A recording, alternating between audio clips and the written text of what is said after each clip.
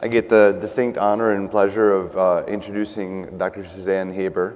I've been a willing and excited student of her work for a very long time, and so this is a wonderful opportunity.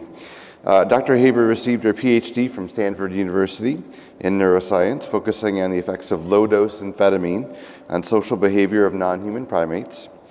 Dr. Haber's laboratory focuses on anatomic substrates that underlie integration across reward, cognition, and motor control networks that are central to incentive-based learning and decision-making. She has a great number of awards, and I'm just going to highlight a few here. So she is the NARSAD Distinguished Investigator Award. She has the Margaret L. Wendt Foundation Investigator. She's also the director of a Silvia Conte Center in Neurocircuitry underlying DBS effects in OCD. And I don't want to steal her time, so I'm going to welcome her up to the stage and she can begin. Thank you, Dr. Haber.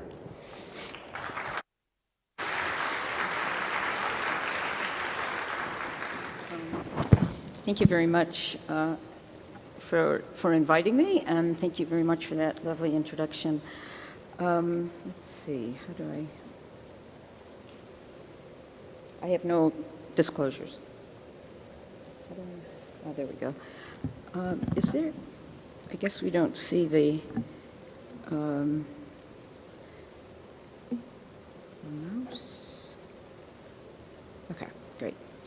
So I'm going to switch gears a little bit today, and I'm going to be talking to you about neurocircuitry that's focused in non-human primate work primarily.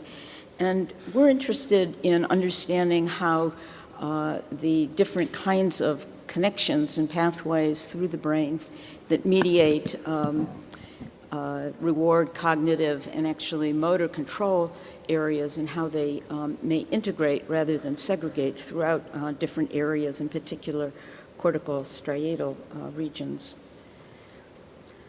And so one of the focuses of our work recently is how to link this monkey anatomy that's so critical for understanding human circuitry to the more modern methods of human imaging and looking at how to think about that in terms of human MRI-based connectivity.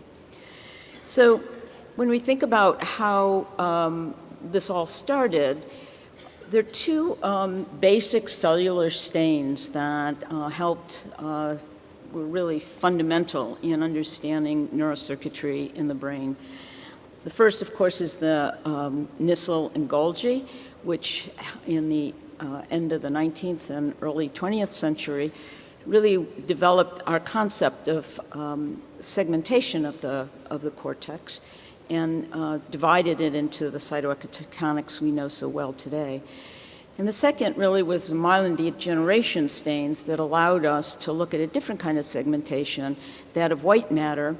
And another field arose, mainly through the Vokes at that time, called myeloarchitecture. And so these two kinds of areas have really driven the field in many ways, both anatomically and now image-wise. If you think about it, the parallels now we have in imagery. We also have sort of the functional MRI that basically looks at activation of gray matter, and then we have diffusion MRI that looks at changes in white matter integrity. Now, the idea that the brain is divided into these areas, and especially in gray matter, that they were functionally organized in different regions that lived in a particular area is a very long history. But then the Wernicke and might be considered the sort of father of the idea of disconnection theory, which just basically said that it's not just the function of areas, it's actually the disconnection between areas. So rather than location, the central feature of higher cognitive function was the connectivity. And then Geschwin kind of modified that idea and indicated that this is, really a combination of location and connections. And thus this, of course, arose the idea of these complex networks, which we study quite extensively now in the different imaging methods that are used. So when you think about circuit function and disconnection in psychiatric illnesses, I'm sure these kinds of images are really very familiar to many of you. We can, let's see, how does that work? Okay, so in this section, you can see some, and both of these are normal behaviors that people have looked at in terms of functional connectivity, and then, of course, in disease-related situations, we find changes in functional connectivity. White matter, of course, again, the father of which the history in myelin stains now has emerged into the diffusion world. And so we can see these beautiful figures of diffusion MRIs.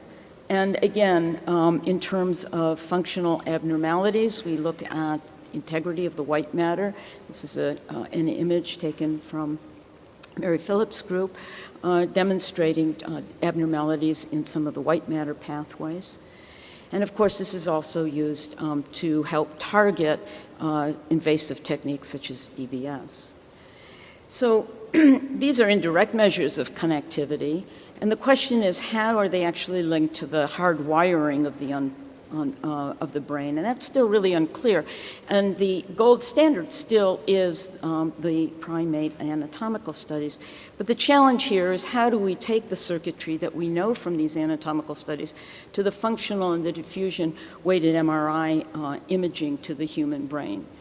So the easiest thing is to ignore it and say it's a monkey brain, but of course that's really not the approach. And so what we've been quite interested in doing is trying to think about how we can do that more precisely.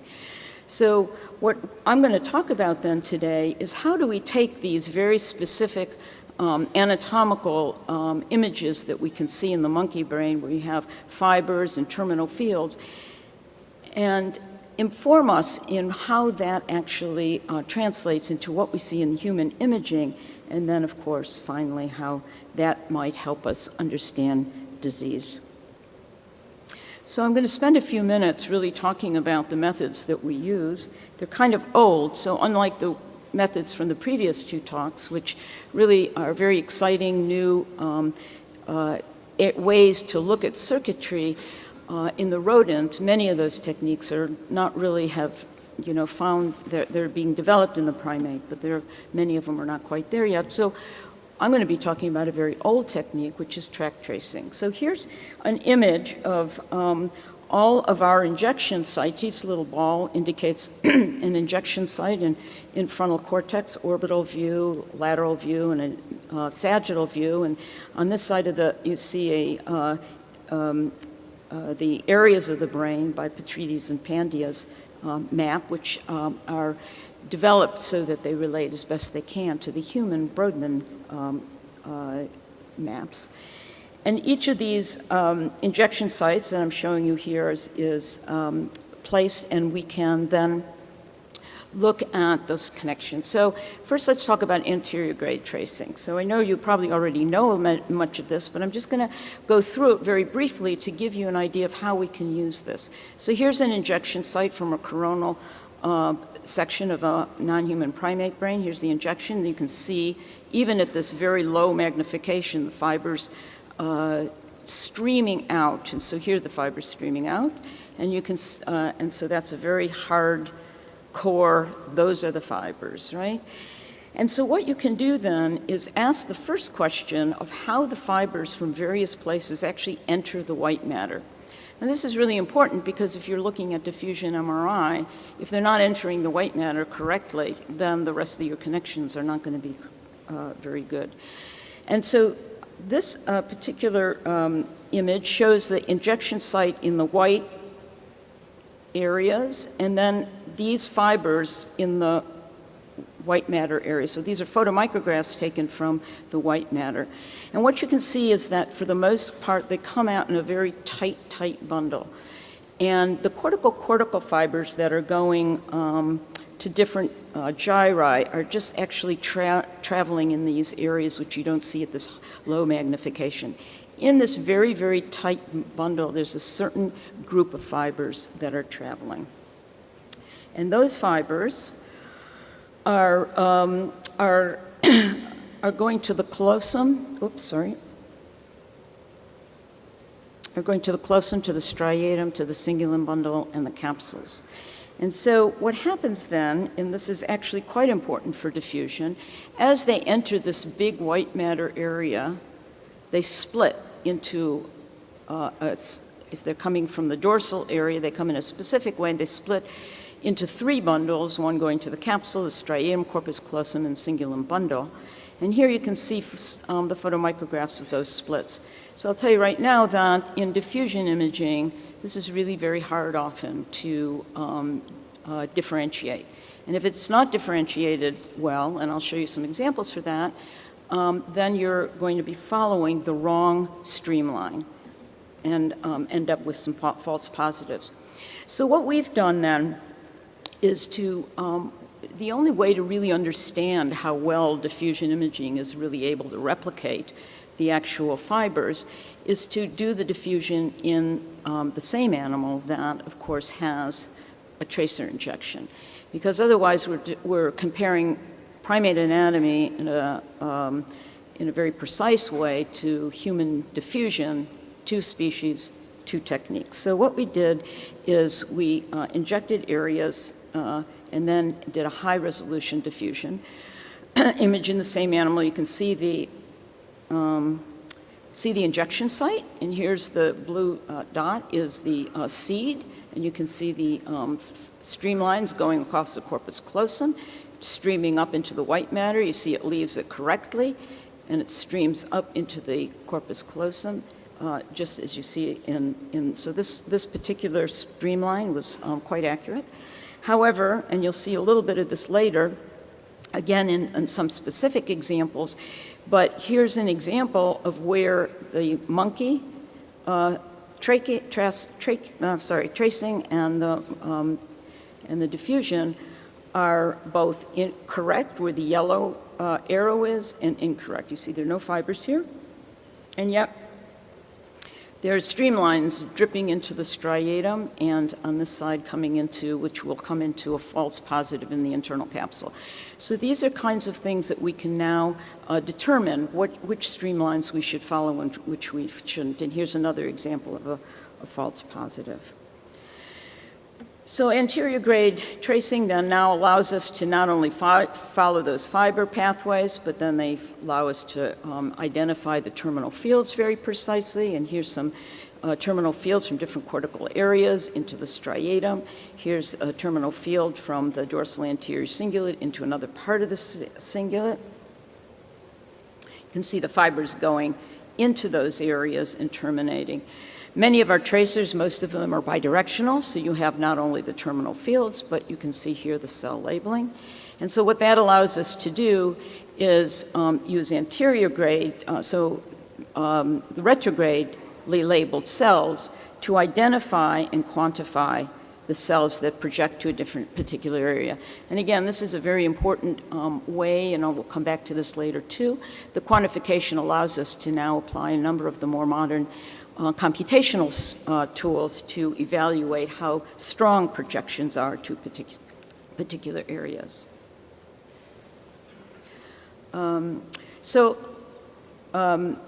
Let me just tell you the last bit about the techniques before I get to some of our results. So again, here are all of our injection sites. What we first do is identify the pathways, all of the pathways that are coming out of a particular injection site, and this is in the OFC, and all of its terminal fields. We create a 3D model of that, and we have created an atlas then in which we can merge all of the injection sites, and of course we've not analyzed all of these. It's very time consuming, but this is just an example of merging 3 pathways and 3 terminal fields from 3 different injection sites. This allows us to look at the relationship between different pathways and the relationships between different connections and their strengths. So what I'm going to focus on today is both the gray matter connectivity and integrating functional information across functional domains white matter connectivity and asking the question, can we take a big white matter bundle and divide that up into segments based on function? And function, I don't mean that we're really doing function, but as it relates to a particular area of cortex that we think about as function. And then how do we translate that to the human brain and guide potential therapeutic approaches? Oops, go backwards. Oh, sorry. Okay, so there are a lot of areas, there's a lot of information now about how different cortical areas and striatal areas are associated with function. And this is just a snapshot of, I don't know why, I'm sorry about that, how these areas tend to be related to two different functions. The VMPFC, and that's an area that includes area 10 and medial orbital cortex, is associated with computing the chosen value. Orbital prefrontal cortex links stimuli to their values. Dorsal anterior cingulate really does just about everything, but in general guides action switching. Dorsal lateral prefrontal cortex, cognitive control. The ventrolateral, also cognitive control, but very much important in attentional switching. The ventral striatum has been linked to award and motivation, and the dorsal and the rostral striatum to cognitive control. And all of these areas, of course, are linked to abnormalities in several psychiatric disorders, including OCD, depression, schizophrenia, addiction, PTSD, and et cetera. So when we parcelate out the brain, despite the idea that as people started to get interested in connections and network analysis, the brain's been divided by a number of different people. I'm only giving you a couple of examples here into these networks that are linked to specific functions. And in the same way, the cortical-basal ganglia connections are also linked to specific functions. And these kinds of networks and areas tend to be kind of stagnant in a way. So our interest is actually in how do they mediate information across these areas. So how do cortical-striatal connections relate to how we integrate information, and cortical-cortical information as well? So network science has recently really developed a lot of very exciting new computational tools to study these kinds of questions and ask the question, where are there regions within the brain that can serve to integrate and regions, functional regions. And these areas, which have been referred to as hubs, they're somewhat like social systems, right? You have an area here, and in this case, let's call this the limbic system and the cognitive system and the motor system, and you have areas within each one of these that integrate information within each system, and then you have these very large major connectional hubs that link information across them. So we've been quite interested in whether or not we can see these anatomically. Are they simply a computational idea that's based on correlative functional resting state, MRI, or is there actually an anatomical underpinning to them? And so this is sort of one of the slides just kind of indicating what we're thinking about translating that computational issue into the more anatomical perspective. So we're going to use anatomical studies to determine whether or not we can find critical hubs, and we're going to use the monkey diffusion MRI to seed areas to see how well we can test this in the human, and also first in the monkey and then in the human. So let's start with the striatum. These are areas, these are cortical-striatal terminals, which, as I showed you before, you can see the terminal fields very clearly here from different regions. If you use one kind of eye, you can say that this is separate from this, and this is separate from this. If you actually look at it collectively, which is in this lower panel, the lower panel shows you, these are individual cases. This is showing you the collective ventral medial prefrontal cortex inputs, the collective OFC in yellow, superimposed on the VMPFC, and the collective dorsal anterior cingulates separate, because if I superimposed it, which is over here, it gets very complicated. But the main point here is that you can see that if you think about these areas as the main regions that mediate reward and motivation, the first thing you can clearly see is that it occupies a large part of the striatum. We've looked at this in the human as well, and it has this very similar projection system in the human, and so it occupies almost 22 to 25% of the striatum. And if you think about what you consider the ventral striatum, it's a fairly small part of that. So we now define the ventral striatum, or the reward motivational striatum, much larger than one would normally. And I think this is really critical when we are evaluating imaging work, so that if your activation ends up being above this line, you may not want to call it the nucleus accumbens per se, but it's still within that area that we all consider part of that motivational region. So if you collectively look at all of the cortical areas, and I'm not going to tell you what all the colors are, because each color actually represents a different region of the brain, dorsolateral, ventrolateral, dorsal anterior, cingulate, et cetera, et cetera. The point of this slide is really just to show you the complexity of the inputs to the striatum. And that even though there's a kind of topography, right, so there's a kind of red, orange down here and green, yellow up here, which represent the sort of limbic regions and the more cognitive and motor regions up here. There is a topography, and that's clear. Nonetheless, there's quite a lot of intermixing. With Bruno Everback at NIH, we looked at the inputs to this. He developed a probabilistic map of inputs to the striatum from these regions, and demonstrated that there's an area where all 5 of these, the VMPFC, OFC, dorsolateral, VLPFC, and dorsal anterior cingulate, all converged. And up here, there were 4 of these, which the only one that didn't converge here was the ventral medial prefrontal cortex. We injected a retrograde tracer because one would want to validate this, and we demonstrated clearly cell labeling throughout all of the regions that we would have predicted, with the exception of the VMPFC. So this actually ended up being quite a valid way to look at this.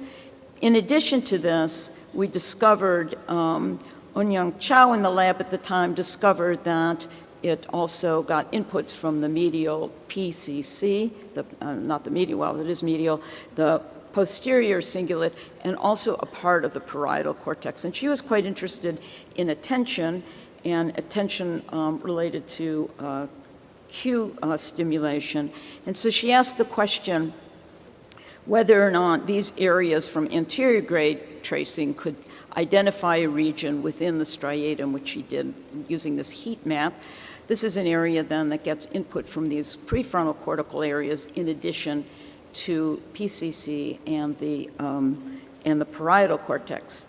She then seeded this area in the human using functional resting state MRI, and found that if she seeded a homologous region in the human, she was able to identify the same regions as we found in the human, including the parietal cortex.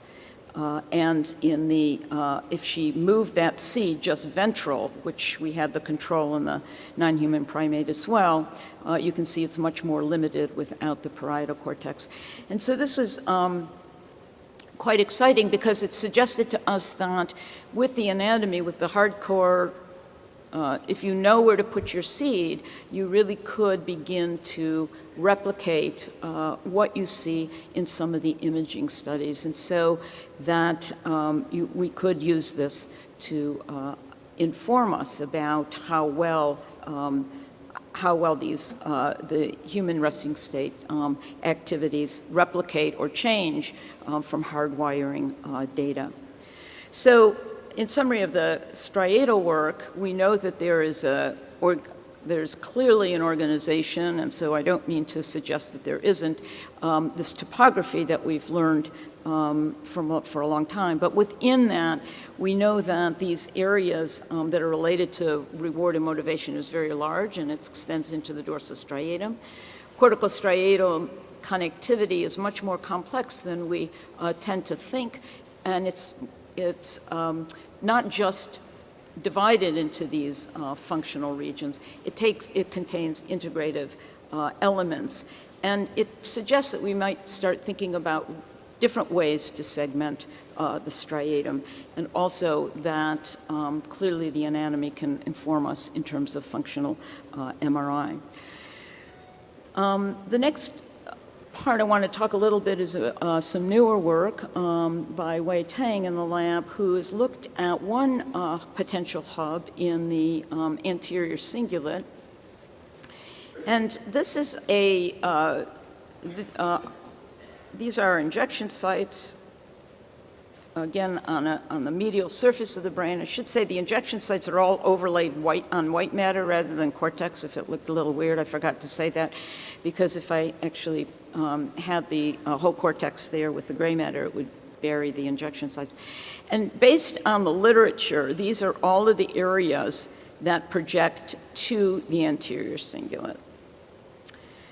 And so she took 6 regions that were kind of evenly spaced throughout this whole area. And we're focusing only, by the way, on the rostral anterior cingulate. So we're only focusing on pregenual areas. And as I mentioned before, the advantage of doing the anatomical retrograde studies is that you can quantify the cells.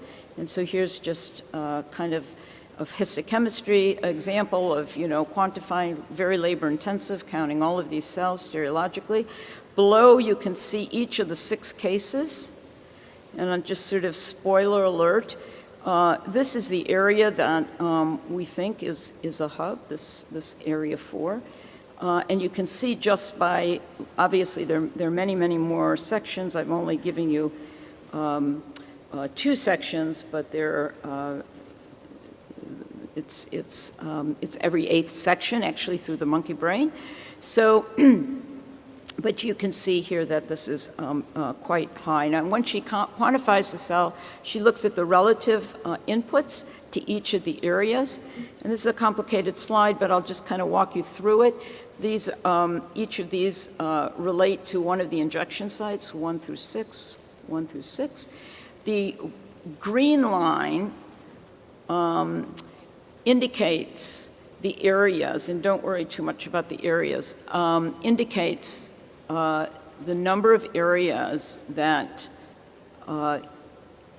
collectively comprise 50% of the inputs.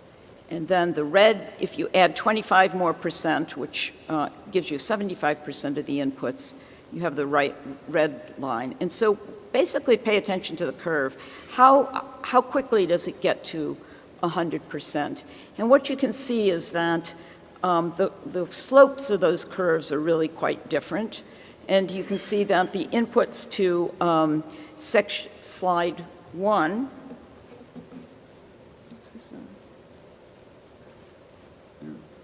trying to find a better way to do this. The inputs to to section 1 has the fewest inputs. The inputs to site 4 has the greatest. And this just kind of simplifies it a little bit to show that I'm showing you slide 1 and 6 and 4 in between. So there are 2 things to pay attention to. How many of the branches have green and red collectively? That is, how many areas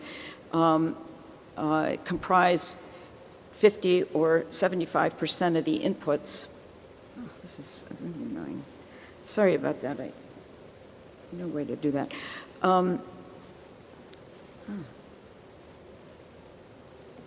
I'm not going to touch that anymore.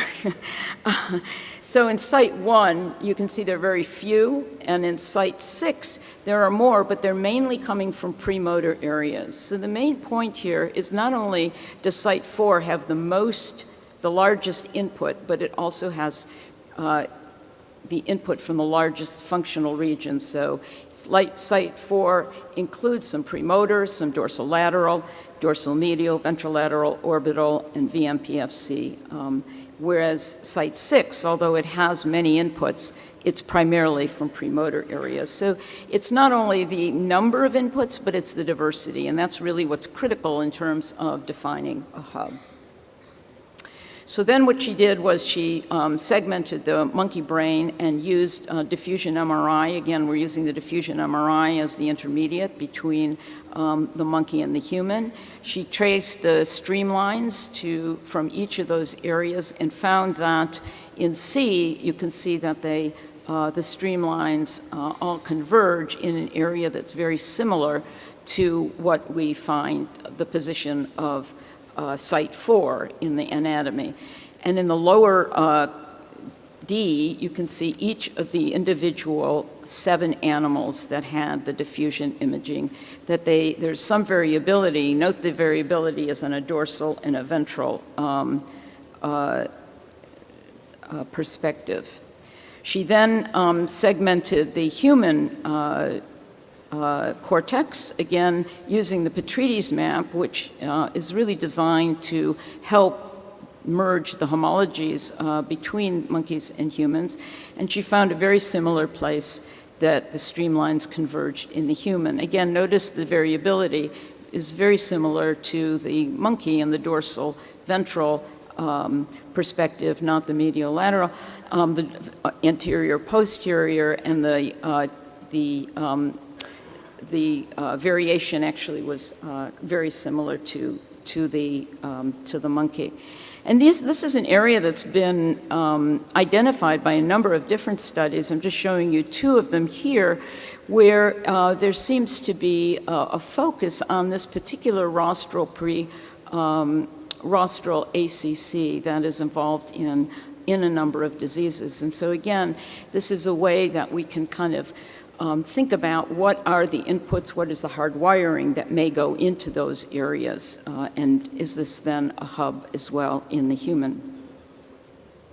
So in summary then of this part of the talk, I've talked about the crosstalk between functional networks can be identified anatomically. We defined one in the rostral anterior cingulate that has a similar region. We can identify a similar region using diffusion MRI. And using a combination of imaging and anatomy, we can uncover perhaps the hard wiring that underlies some of the functional connectivity that we see in humans. So I want to switch now briefly to 10 minutes? Okay. I want to switch now quickly to the white matter. And as I mentioned, we're going to be using the same techniques as we used in the gray matter. And here's one of the earlier papers that we've published. Again, I wanted to point out that depending on how the fibers come into the area, I'm going to focus on the anterior limb of the internal capsule. Fibers come into the internal capsule from the ventral cortical regions ventrally, and for more dorsal ones, they come in dorsal. So the ventral ones move as they go caudal. All right, I'm going to just switch to this. There is an organization then to the way the fibers move within the internal capsule. This is a limited number of our injection sites that we have done and modeled in the internal capsule. And the main point of this video is to show you that there is an organization within the anterior limb of the internal capsule. Each of the colors represent a different cortical region. And as this spins around, you can see that we've traced each pathway into the internal capsule from the injection site, and you can clearly see a very specific organization. So then the question is, how does that look in the human, and can we identify that? So up in the top, I want to point out again that split that I said is problematic, and then you've seen the A before. I've demonstrated where you have to be very careful of false positives. And B, I've shown you that as well before. That's the tracing and the tracking in the monkey. And then C and D are the same section, a little bit different angle in the human. Again, identifying, now that we know where the false positive is likely to occur, and we find that the false positives tend to be in the same places we see in the monkey, we now can identify the correct streamline in the human. And this clearly is very important. I just want to point out that that blue arrow in the monkey is very, very, the streamline is very thick. And if you thought that was the correct one and you wanted to change the threshold, you would end up getting rid of the correct one and saving the incorrect one. So this is why it's very important to understand how these streamlines actually split. So in the human, what we discovered was, in the monkey, we discovered how the organization within the internal capsule. And just very briefly, there's a dorsal ventral organization. So if you live dorsal in the, I'm going to try this, you'll be dorsal in the capsule. If you live ventral in a cortical area, you'll be ventral in the capsule. And here you can see the tracking in the monkey shows you the same thing, especially again if you know what to follow. The lower two panels is simply another example of that on the lateral surface of the brain. We then seeded the human brain using the MGH connectome data and found a very similar organization. And over on the right-hand panel, you see so the left hand is a merged population. On the right-hand panel are individual cases, and you can see that there's a very similar organization. So what's important is that the pathways aren't precisely in the same place in each one, but the relative position is the same. Here's the medial lateral organization, the same kind of consistency across the monkey tracing, the monkey tracking, and the human tracking.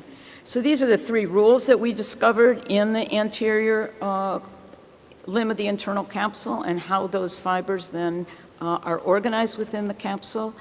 And here's a sort of image then of a summary of where specific fibers run in the capsule, in the monkey on your left and in the human on your right. And then we use these kinds of things to inform us of how abnormalities can occur in the human brain. And here are two examples, one on the left using from looking at FA in cocaine-addicted individuals compared with healthy control subjects. And what you can see in the internal capsule, by segmenting, you can have some idea about where those FA values might be abnormal in those patients.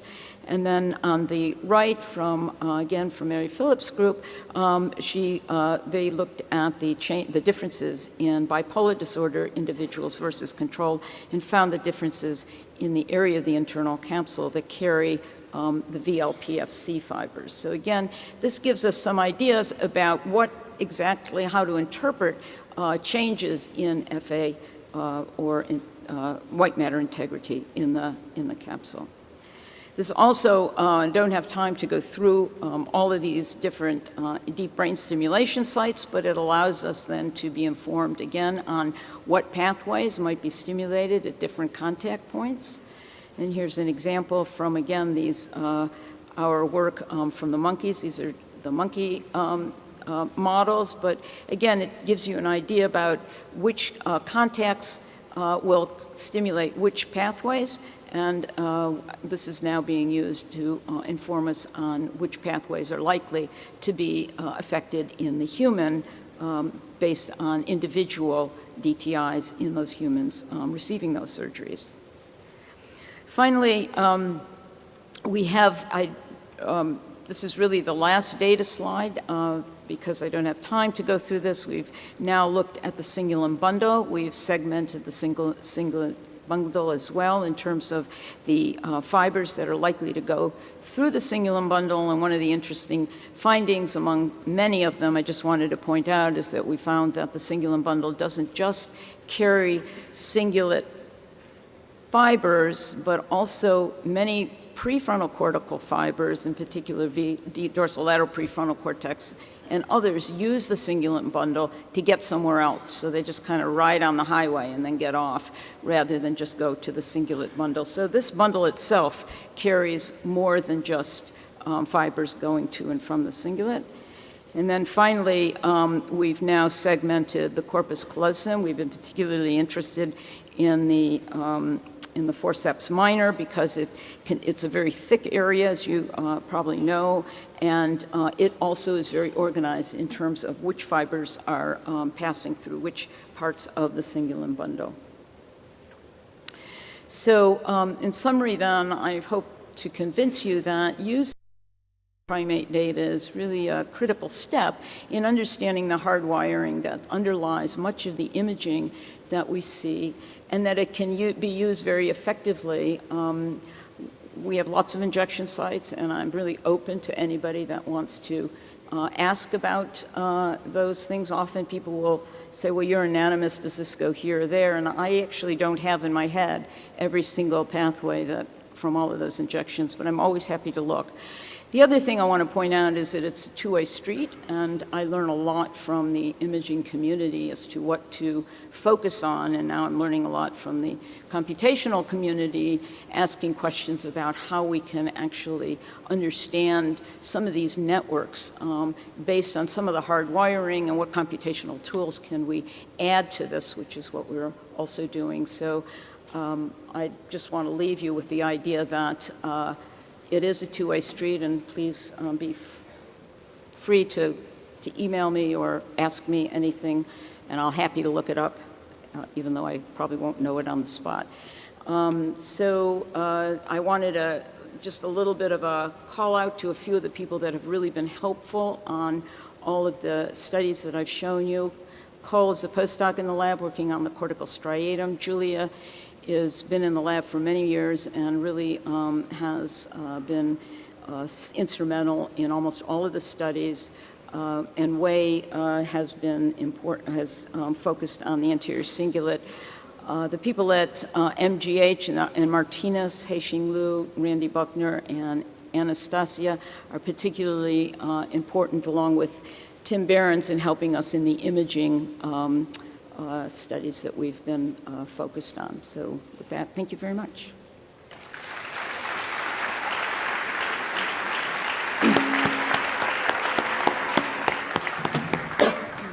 So there's time for one or two questions if anyone has any burning questions at this point. And if you do have a question, please come to the microphone. Are there any questions? Yes, over there. Hi, over here.